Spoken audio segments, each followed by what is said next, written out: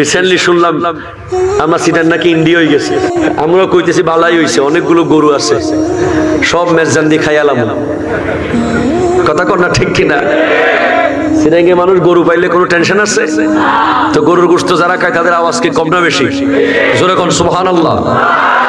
এই তো আইতইব, তো এটা আইতইব। আজকে দুইটা ফলাইছেন না? আজকেও থেকে দুইটা পড়ে গেছে। মারহাবা কর, খাবেন বেশি, আওয়াজ দিবেন বেশি। কথা কর, ঠিক কিনা? মুসলমানের ছেলে খালিদ বিন ওয়ালিদের উত্তরসূরি, মুসলমানের ছেলে সালাউদ্দিন আইয়ুবের উত্তরসূরি। মুসলমানের ছেলেরা যুদ্ধ করার জন্য জন্ম লাভ করেছে, চুপ থাকার জন্য জন্ম লাভ করে নাই। ঠিক কিনা? কথা বলেন। মুখস্থ করেন কথাগুলো, ক্লাস মনে করেন, ওয়াজ মনে করিয়েন না, অনুষ্ঠান মনে করিয়েন না, এটাকে প্রতিষ্ঠান মনে করেন। শয়তান কোথায় আছে? জোরে বলো। নফসে আম্মারা, হাওয়া, দুনিয়া, অঙ্গ প্রত্যঙ্গ, আল্লাহ। এবার 4 জায়গা 6 জায়গা থেকে দাওয়াত আসতেছে প্রতিদিন। ফাল ইবলিসু লানাতুল্লাহ ইয়াদউকা ইলা তারকিদ্দিন।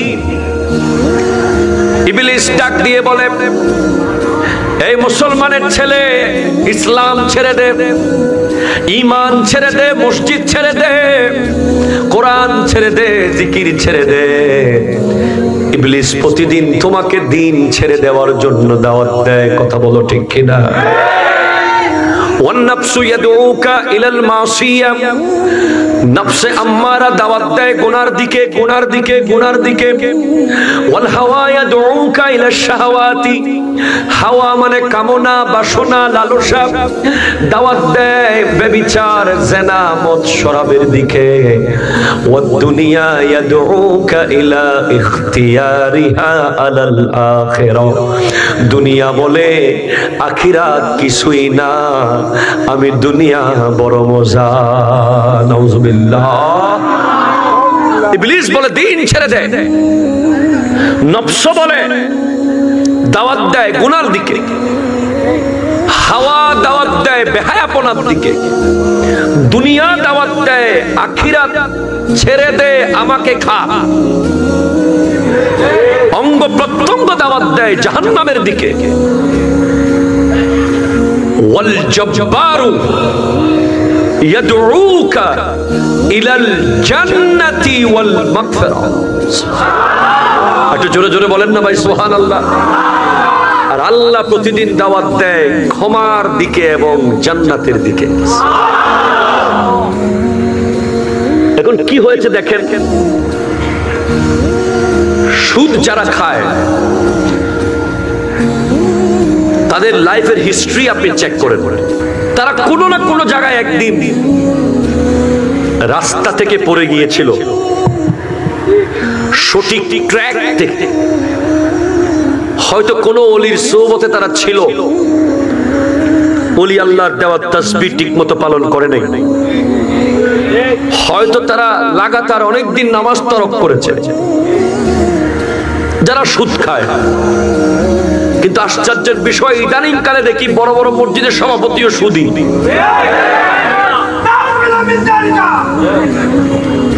এরকমও মাঝে মাঝে শোনা যায়, ঠিক কিনা বলেন? বড় বড় মাহফিলের সভাপতিও ইন্টারন্যাশনাল সুদখোর। কথা কোন, ঠিক কিনা বলেন? আবার সুদের টাকা দ্বীনি পথেও ব্যয় করে। আস্তে দমাইতে হবে, ফিলিস্তিনের জন্য সব জমা রাখতে হবে, আমরা যুদ্ধে যাব, ঠিক কিনা কথা বলেন? গাজওয়াতুল হিন্দ হবে, আমরা যুদ্ধে যাব ইনশাআল্লাহ। আপনি সুদের টাকা, অবৈধ টাকা, ঘুষের টাকা, 2 নম্বরই টাকা, ওজনে কম দেওয়া টাকা, মিথ্যা বাটপারি টাকা যদি পাহাড়কে পাহাড় দান করেন, এগুলো আল্লাহ রব্বুল আলামিন এক চুল কবুল করবে না, ঠিক কিনা কথা?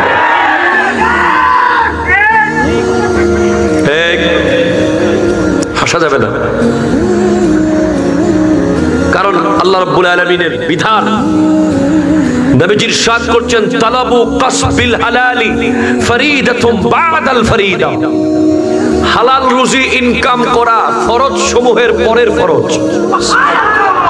নামাজ যেভাবে ফরজ, রোজা যেভাবে ফরজ, হজ যেভাবে ফরজ, যাকাত যেভাবে ফরজ, একজন ইমানদারের জন্য হালাল রুজি ইনকাম করা ফরজ। আপনি ফজরের নামাজ পড়েছেন, যোহর পর্যন্ত আপনাকে শয়তান ডিস্টার্ব করতে পারবে না। যোহর পড়েছেন, আসর পর্যন্ত আপনাকে ওই নামাজ প্রোটোকল দিয়ে রাখবে। আসর পড়েছেন, মাগরিব পর্যন্ত সেফ থাকবেন। মাগরিব পড়েছেন, এশা পর্যন্ত সেফ থাকবেন। এশা পড়েছেন, ফজর পর্যন্ত সেফ থাকবেন। শয়তান বারবার ঢুকতে চায়, ঢুকতে চায়, ঢুকতে চায়, কিন্তু অ্যাক্সেস পায় না। দরজা অফ, দরজা অফ, দরজা অফ। যেদিন আপনি নামাজ ছেড়েছিলেন প্রথম, অ্যাক্সেস নিয়েছে শয়তান, ঠিক কিনা বলেন না? নেওয়ার পরে শয়তানের এখন খাবারের দরকার। সে তো আর উপোস থাকবে না, সে খাবার খাবে। সে আপনার সাথে সাথে চলে, আপনার মাধ্যমে সে খাবার সাপ্লাই নেয় আর খায়। সে ক্ষুধা লাগলে নফসকে টাচ করে। কাকে? নফস। নফস তাকে খাবার সাপ্লাই দেয়। নফসের খাবার কি? নফসের খাবার আমাদের যুব সমাজ এখন পারফেক্টলি একেবারে নফসের খাবার টিকটক। কথা জোরে বলেন, ঠিক কিনা? নফসের খাবার free fire, PUBG, royal Enfield, ঠিক কিনা জোরে বলেন? নফসের খাবার হলো বার্সেলোনা, নফসের খাবার রিয়াল মাদ্রিদ, নফসের খাবার লিওনেল মেসি, নফসের খাবার নেইমার, নফসের খাবার হলো ইহুদি খ্রিস্টানদের মতো চুলের কাটিং হলো নফসের খাবার। ঠিক, আরো জোরে কথা বলো, ঠিক কিনা কথা বলো? নফসের খাবার হচ্ছে ছেঁড়া ফাটা জিন্সের প্যান্ট পরা। নফসের খাবার হচ্ছে 3/4 প্যান্ট পরে পরে হাঁটা। নফসের খাবার হচ্ছে পেনশন একটার পর একটা খেয়ে খেয়ে রাস্তায় নিজেকে বিদেশ প্রবাসী প্রমাণ করার ব্যর্থ চেষ্টা করা।